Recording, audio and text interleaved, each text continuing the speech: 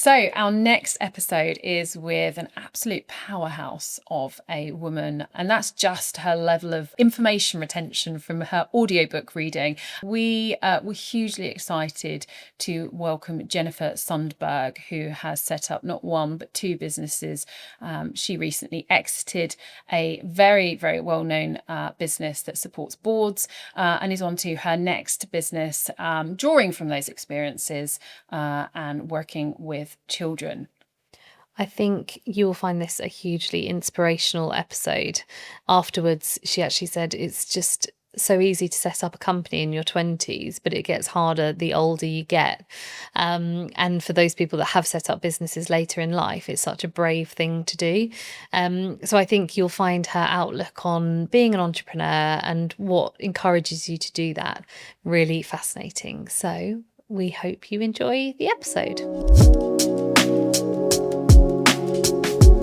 Thank you so much for joining us today on The Belonging Chapter. It's a real privilege to have you as our guest, so thank you for joining us. I think we first met about 8 years ago at a baby ballet class and instantly had a connection over being very tired working mums, I think, at that point. But it's been many years since we've had the chance to catch up, and a lot's happened in your life since then. So you're an entrepreneur who has founded two businesses now, one which was the largest company in your sector, which you went on to sell to a global US based company for hundreds of millions. And you have now transitioned out of that business into a totally different business, which has been incredible and I think has really caused a stir within particularly our local community. But I'm sure we'll go further afield in due course. Do you feel like being an entrepreneur was something that you were always destined to be? Okay, that's an easy question. Straight answer, no. And that's because I didn't feel that I looked like what I thought entrepreneurs looked like. And I'm not talking about gender. I went to an all-girls school where we had it very clearly drummed into us that this is anything a man can do, you can do probably better, and there was probably low expectations, so go out there, have the fight, and actually that was really motivating. So it wasn't the gender thing, but it was. I think when I was a teenager, I read Branson's autobiography and loved it, and it epitomised for me what I thought entrepreneurs were meant to be like. So first of all, rebellious and, drop out of school. If you don't flunk school, at least drop out of university. And, you need some really negative school reports under your belt. You need to be that maverick rule breaker. Best of all, get expelled, And I was not that. I worked really hard at school. I cared hugely what the teachers thought of me. I don't know why, but I really minded. I used to take all my school books with me on holiday, and even at university, I worked really hard. And so that, for starters, was like, well, I'm not one of those people because they're maverick and they don't care what people think, and they don't study hard. I do. So that's one reason. Then another one. Never been interested in money. So. Again, entrepreneurs, they're people who they're trading in the school playground, aren't they? Like trading old records from their friends, or they've got like the lemonade stall outside their house, and they're kind of hawking at from the age of 6 or 7. They're kind of out there trading. I was never interested in stuff. I'm still not interested in stuff. I don't really own any stuff to this day. I mean, I've got a Volvo that's washed about once a year. I don't own any jewellery. I don't have any fancy paintings. Sometimes I wish that the house would be burgled to just clear us out of all the rubbish that we seem to have accumulated, but there's nothing of any value. So I'm never really interested in stuff. And again, that seems to be like a thing that entrepreneurs usually have, that history of enterprise as kids. Mm. And then maybe the third one is I've never been competitive. So I've never had an urge to win, and again, I feel that was a pretty solid requirement of an entrepreneur. They're all those things. They're mavericks. They want to make a lot of money, and they want to win, or at least they want to beat other people, and they're competitive. And I've always been wildly ambitious. I've always had that belief that a small committed group of people can change the world. It's the only thing that ever has. To quote somebody else who said that. I've always believed that. I've always wanted to participate in that. And I've always had, a really high capacity for really hard work. But I felt I didn't fit that mould. And so I figured that wasn't ever going to be the path for me.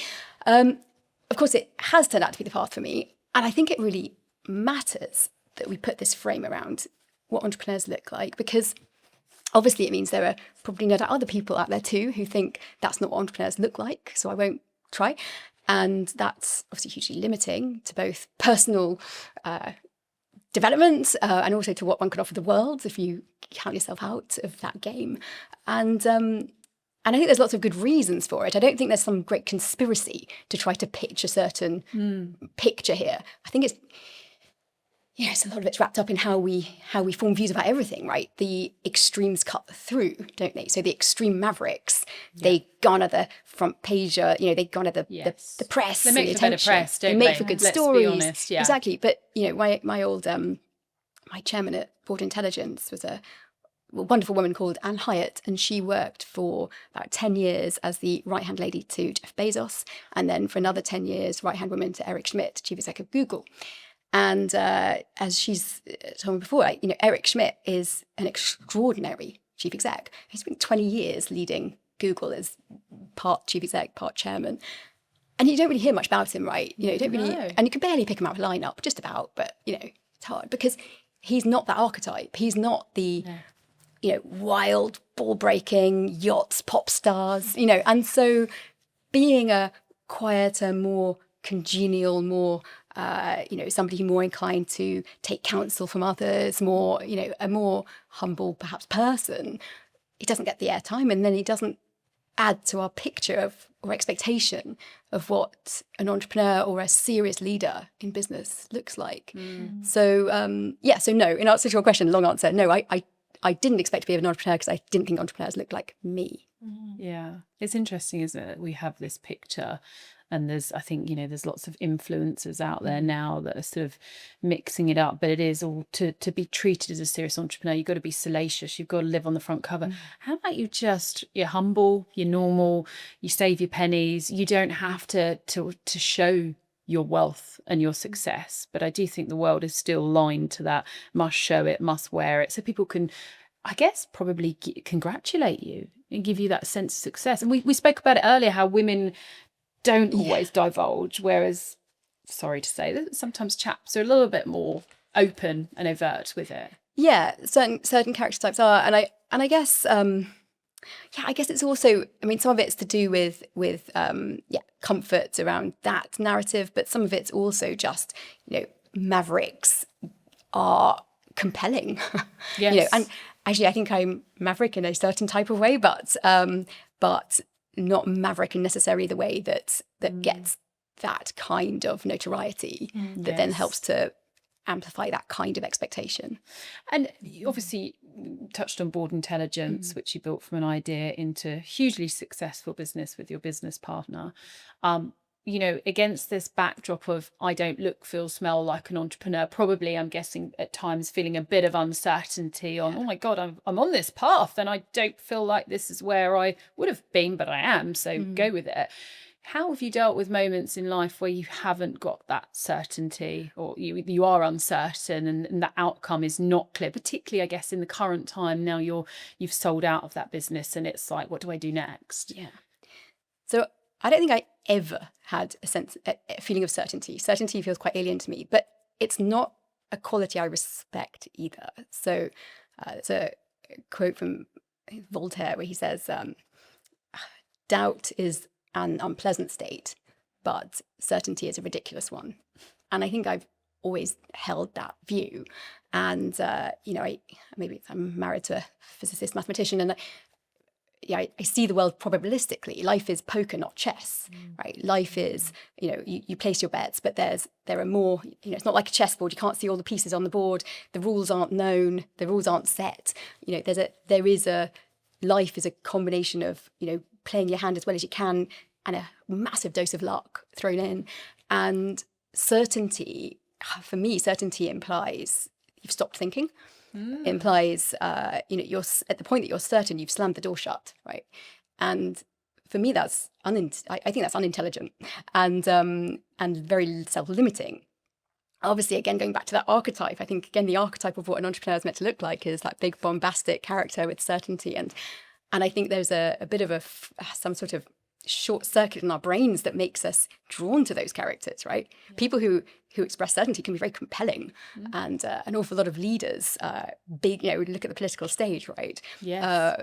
People don't want to be led probabilistically. People want to be led with absolutes. Follow me and I will show you a path to prosperity. That's compelling, not I might. Yeah, And absolutely. so I get it. We've got our cave brains, right? And back in the savannah, that ability to think in absolutes, think fast, and make snap decisions. And you see lion run, don't question it. Yes. It wouldn't have lasted long. So we have evolved to have an affinity for certainty, but I see that as the cave brain, Yes.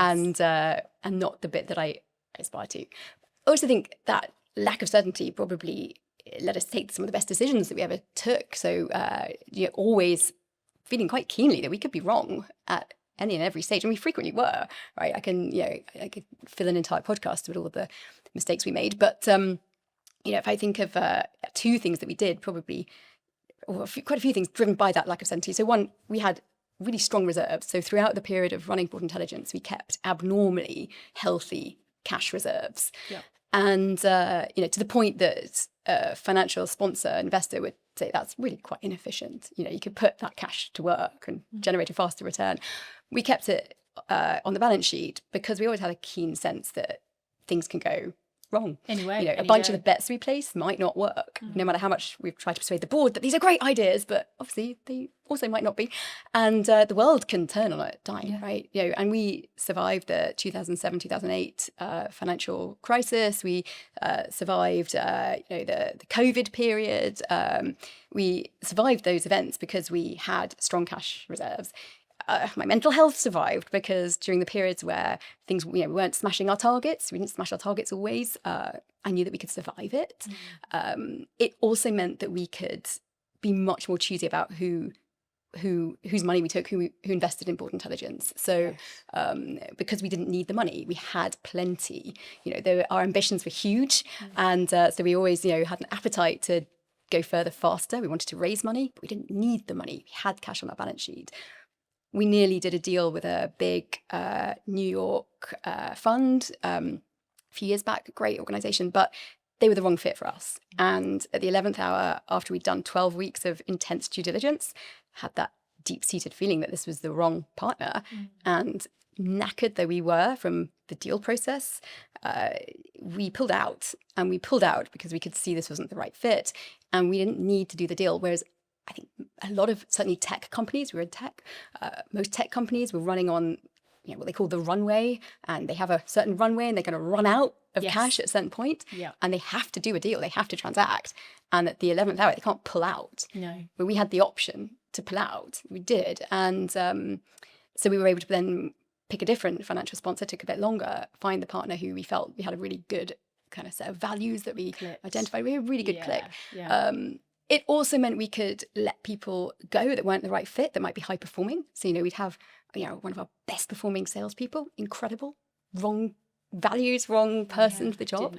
If we'd had a cash runway, would it have been, it would have been a lot harder to put that sense of what is the right thing to do, which is part ways, against, well, we won't run out of money if we don't keep that brilliant salesperson. So I think that doubt and that relative conservatism that it led to, and then the cash reserves that we maintained, meant we were able to take decisions that meant we ended up with the business we wanted at the end of it.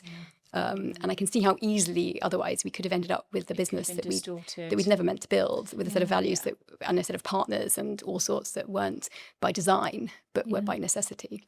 I think just taking it back to what you mentioned about what an entrepreneur is supposed to look like, and taking you to Richard Branson's autobiography, I do wonder whether there's a real divide in the general public see what an entrepreneur is supposed to be like from brands that are to consumer brands, because that's the brands we as consumers know. Coming from a tech background myself, the CEOs that I've known in the tech world have actually been very similar to as you describe yourself. Really hardworking, get your head down, don't want the big fanfare around them. And they're obviously B2B businesses. So I think that's right. Entrepreneurs come in every kind of personality type. There's no one kind of shape that an entrepreneur needs to be. Yeah. But we, as the general public, see the ones that are, you know, on the front page that are building this. If I see another Instagram post about building yourself, your personal brand, it's all about that, isn't it? But when you're in a kind of a B2B tech business, you don't necessarily need that. No, and, you know, I think a lot of these so-called larger-than-life superhero CEOs are a bit of a myth there too. And I mean, don't get me wrong, like Jeff Bezos, you know, whether you like him or not, my God, he's successful. That's unequivocal. Steve Jobs, mighty successful. Like, these are incredible human beings in terms of their ability to achieve extraordinary things. But going back to Anne Hyatt, my chairman, she explained to me that there is these larger than life CEOs, certainly the ones that she's worked with, in her view, they have been as successful as they are because they have created organizations that enable everyone to think well and use their brains. And it's a myth that all of the best ideas, all of the brilliant ideas stem from them, and that everybody else's job is simply to get in the boat and row behind them. And that's just plainly not true. I mean, Warren Buffett, extraordinary, investor. He credits in fact, the data supports this, the single most successful bet they ever placed at Berkshire Hathaway, his fund, was the decision to back Apple, which he was fiercely against. He was fiercely against it. He's like, I don't do tech. I don't understand tech. I don't do tech. His right-hand man said, I think it's a good bet. He gave him the latitude and off it went, and single biggest success in their portfolio. Jeff Bezos, Amazon, Prime. Is the hugely successful part of their proposition. That was an idea from a junior engineer who had that idea. It surfaced and Amazon executed. The iPhone, Steve Jobs was against the iPhone, and he had to be persuaded that the iPhone was a good idea. And hey presto! So even the idea that these so-called superhero CEOs have all of the answers all of the time isn't true. It's a myth. Again, it's a myth we quite like, because we like the idea we like the heroes and villains. We like the safety it gives us of there being these all-powerful, brilliant people that we can just roll in behind. But it's not actually like that, even where it looks like it is. Yeah, it's fascinating, I think. Hello there. I just want to take a few moments of your time to talk about our episode sponsor, Salacia. I'm here today in their showroom surrounded by just some of their beautiful bathroom products.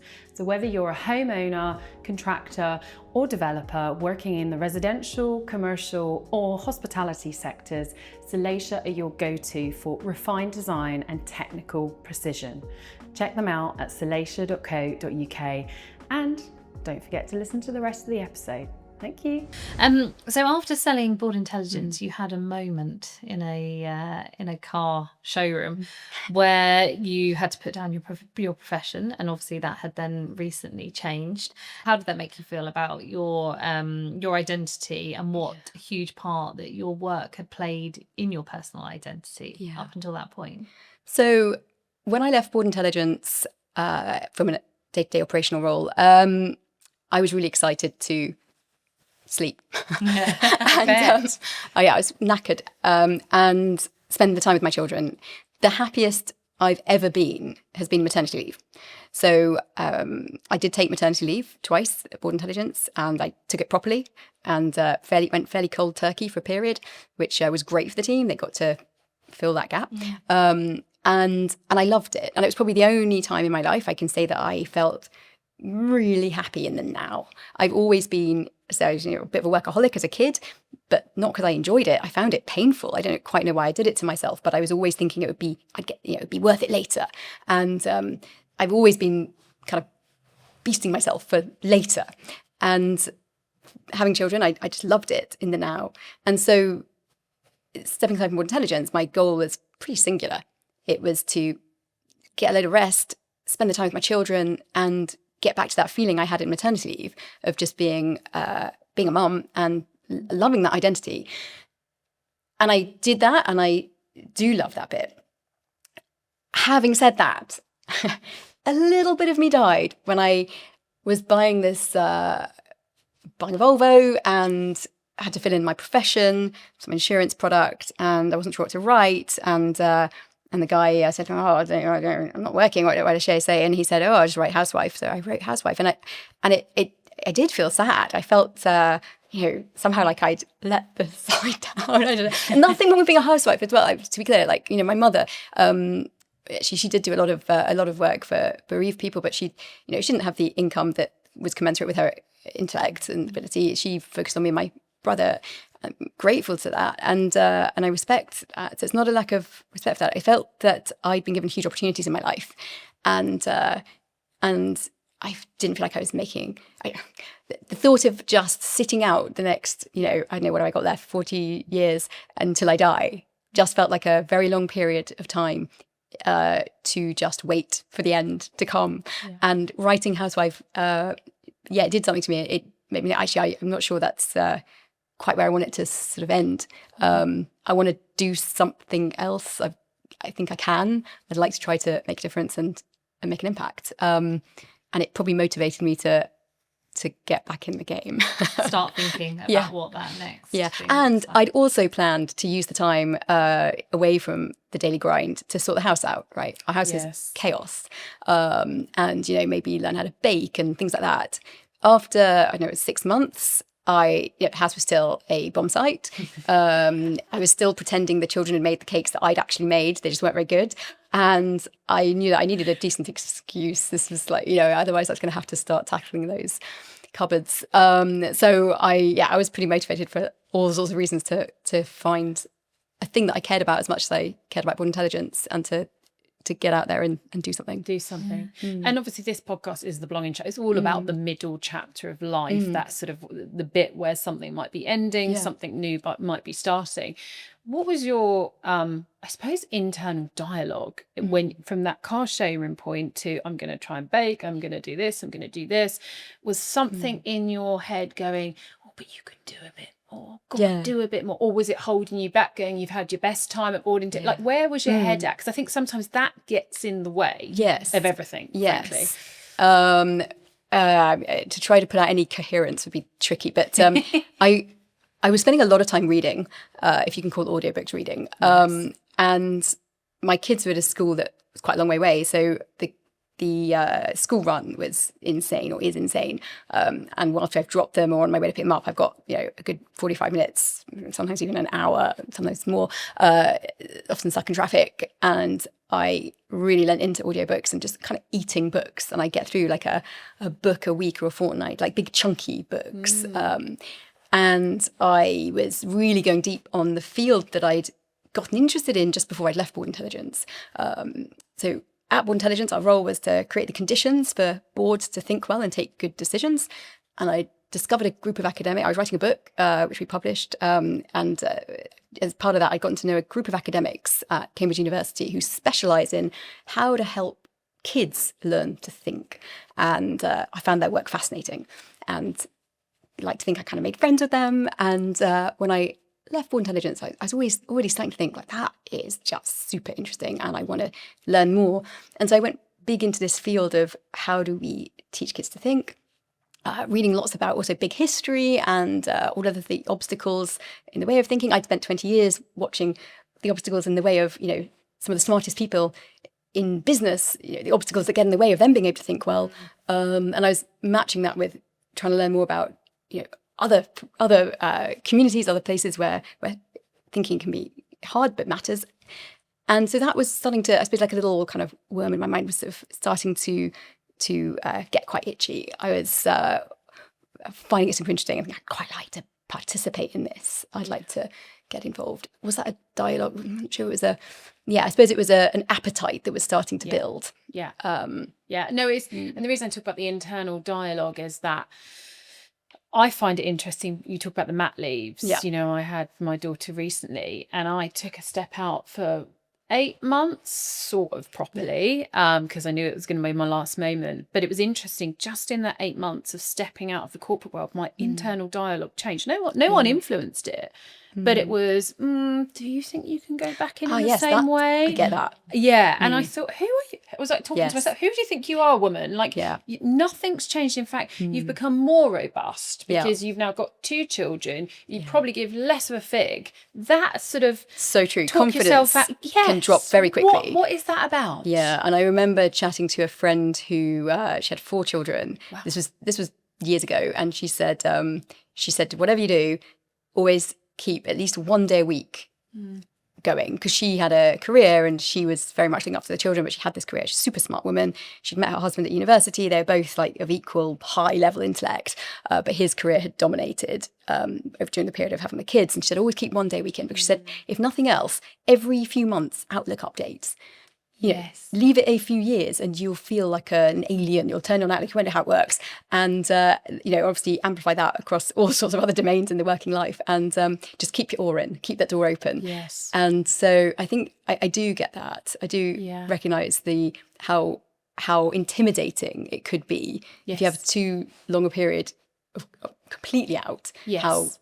Your brain struggles. Finding the words, all of that, but probably just internal doubt. Yes, could start absolutely. Yeah. And it's that, I think for you, you sold out of Board Intelligence, but actually your brain was clearly very hungry still. So it is feeding that brain and then going, I'm now going to put more time into a passion, an interest, an area that I guess children and all about critical, probably quite alien to you. And you talk about this sort of uncertainty. You must have been very uncertain, but you clearly probably thrived in that particular moment. So your internal dialogue was, next area, this clearly needs some attention, I'm going to immerse myself, I'm going to go for it. So that must have been a really good time for you, I suppose, mentally. It was exciting. Yes. I think getting into a new field and having a new learning curve to race up. And as I say, I've always been very comfortable with uncertainty and doubt and not knowing everything. But I have an appetite to learn,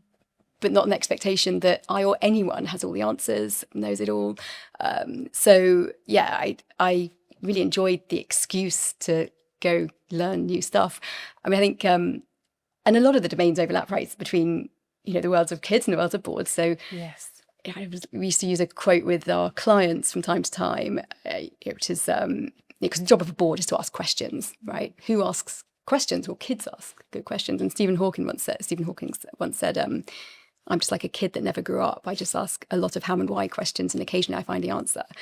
And that is like, there is, the power of simple questions like why and so what.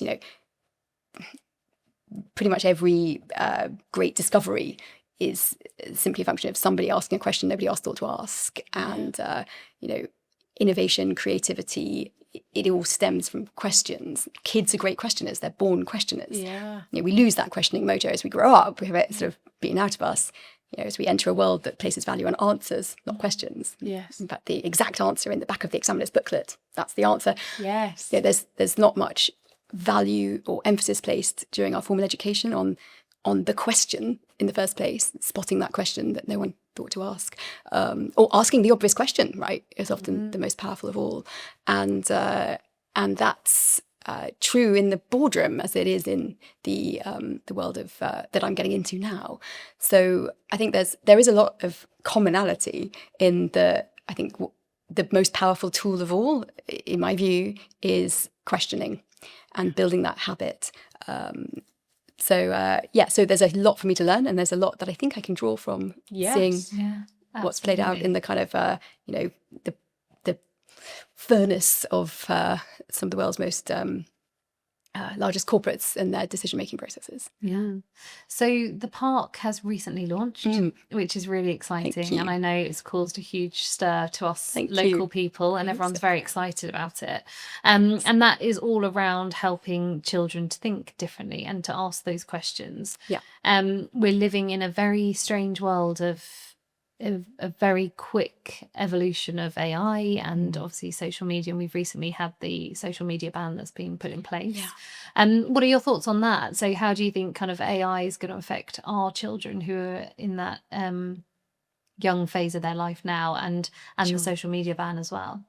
Yeah, social media ban. So so I think I support it. There's a story from the 1800s that I think sums up my position on the social media ban.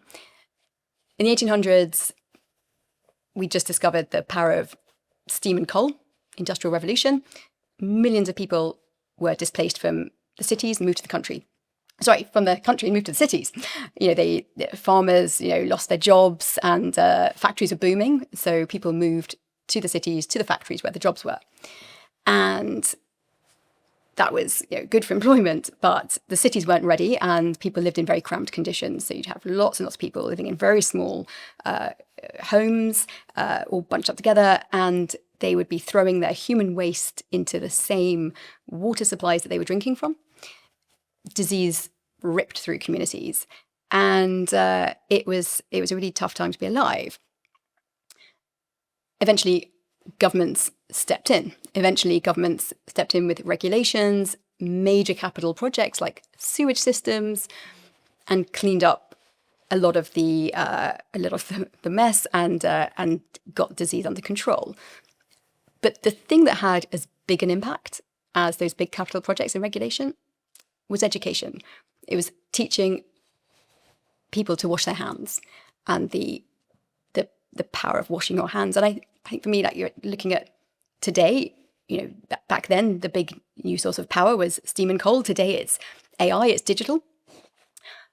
Just like then, it's giving us huge productivity gains, as the Industrial Revolution did, as AI and internet does. But both carry risks.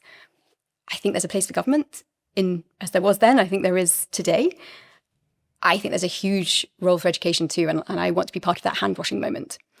I hope regulation will work a bit, but after 20 years in the city, I think, as you all know, regulation lags innovation. Yes. And it's quite hard to hold back the tide. Doesn't mean you shouldn't try it. Doesn't mean we take, coastal villages that are vulnerable to the sea and just go have at it. We try and put in some defences to protect those vulnerable communities on cliff tops. And I think we should try to protect our most vulnerable here too, i.e. our children. Do I think it's the whole answer, the panacea? It's unlikely. No. And I think if we can teach kids the habits to think well, to question, then we prepare them better. I mean, you don't get to choose the period your kids grow up in. You do get to choose how prepared they are for it. And I do think there's a lot we can do to give our kids the best chance of turning the possibilities of AI and human social media into the best that it has to offer, and mitigating those downside risks that, of course, it also carries. It's interesting. I don't know. I can't remember who the broadcast was. You guys might have seen it, but there was a chap. It was a panel, and there was a chap talking about the social media ban, and he said, "It's your fault, you millennials. You got us addicted. It's not our fault. Yeah. You in big tech, you've set this all up, and now we are addicted. We don't know what else. We make our careers through it. Our mental health's intrinsically linked." And everyone was really defensive, going, "No. All you need to do," I can't remember who it was. Basically, she said, "You just look at how many parks we've got. Just go to the park." And he's going, "Right. So you think this issue where we're all now depressed, because of social media, we just go to the park and go for a walk?" And it was a really interesting debate where I thought, are we, as the millennial, are we to blame? What have you got a view on that at all? Are we to blame? I mean, I think it's just not very usable Yes. I think it's Yeah. well, it's not even just because I'm trying not to be mean to any community. I just think, the reality is tech evolves, and it's back to capitalism is the best system we've got, right? And it's flawed. And I think I don't see a better system, as long as we want social media in our lives and enjoy it. But I think, we wouldn't let a 10-year-old drink a bottle of vodka. We wouldn't let a 10-year-old smoke cigarettes. I mean, why would we let them have social media? Does that mean, and I'm not further, that's probably Jonathan Haidt's argument, isn't it? And I agree with it. Who's to blame for innovation? I think all innovation, I haven't thought about every innovation there's ever been, but I'm going to wager that most innovation has a dark side and a good side. As they say, the knife can be used by a surgeon, or the knife can be used by a madman. and it's what we do with it, all of those good things. But I think it's, I suppose what I also think is that you want to give society the best odds of using these things well. Yes, and it's how to use it well. How do and get we the most raise out our of it. kids? Yes. How do we educate our kids Yes. to give them the best odds of using that knife to be a surgeon and not in a football crowd, right? Yeah. And I think just coming back to the asking of questions. Our children now are growing up in a world where they ask a question and they can answer it themselves within a couple of seconds of putting something into what was Google, but now kind of some form of AI. Are we going to lose that ability to answer questions for ourselves? Like that's the worry to me. How are they how is that part of the brain going to be exercised? Because everything is answered for you. Yeah. And I guess the new, answers become quite cheap. Value is in judging which of working out the questions to ask in the first place and judging the veracity of or the value of the answers that you get. There was there's an MIT study where they gave three groups of kids. They gave them AI one group was given AI and told to write a bunch of essays for 6 months. Another group was told no AI, go write a bunch of essays for 6 months. And they scanned their brains over that period. And what they showed was that over time, the hypothesis was proven correct, that over time, the group that had AI, their brains would fire less. And like any muscle, it's a use it or lose it. So if you lean on AI and you outsource the heavy lifting and the real exercise to AI, over time, your brain will fire less. What was interesting was when they then gave the group that didn't have AI, the group that had been exercising their brains hard, writing their essays for 6 months at university, writing them without AI, when they then gave them AI, their brains didn't automatically switch off. Their brains, for a period, continued to fire as they always had, but with the added benefit of AI. The scary thing is that the group that had AI given to them, when it was taken away from them, didn't switch on again. And I don't know over what period, but over a short period, it didn't revert, it didn't ping back straight away.